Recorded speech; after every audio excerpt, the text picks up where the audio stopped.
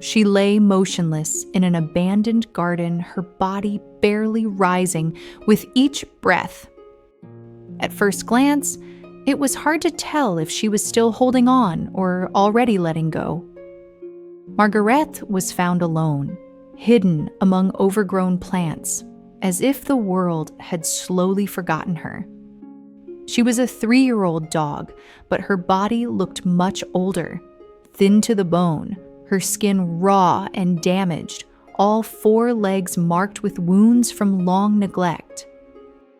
Her fur was patchy and dull, offering little protection against the cold ground beneath her. Margaret's body told a painful story. Every movement seemed to cost her effort. Her breathing was shallow, uneven. When touched, she flinched, not in protest but in confusion, as if she no longer understood what kindness felt like. Hunger had hollowed her out, pain clung to her skin, and loneliness wrapped around her like a second illness. She had likely waited in that garden for days, maybe longer, watching the light change, listening to sounds fade, slowly accepting that no one was coming. What goes through a dog's heart when hope runs out? Margareth answered by doing nothing at all. She lay still, conserving what little strength she had left, existing in a fragile space between survival and surrender. When she was gently lifted, Margareth did not resist. Her body was frighteningly light, almost weightless, as if life itself was barely holding her together. At the clinic, the truth was clear: severe skin disease, extreme exhaustion, a body starved of care for far too long. Yet as she was placed on a warm blanket, something small but powerful happened. Margareth sighed. Just once. A deep, tired breath that seemed to say, "I'm still here." In that moment, it was no longer about how sick she was, but about the quiet will inside her that refused to disappear. The first days were the hardest. Margareth ate only a few bites at a time, slowly, carefully. She slept almost constantly, her body finally allowed to rest. Each morning, caregivers checked her skin, cleaned her wounds, spoke softly to her, even when she didn't respond. By the end of the first week, change arrived in whispers. She finished an entire bowl of food for the first time, every last bite. Someone noticed her tail move, just slightly, when her name was called. Was that recognition? Gratitude?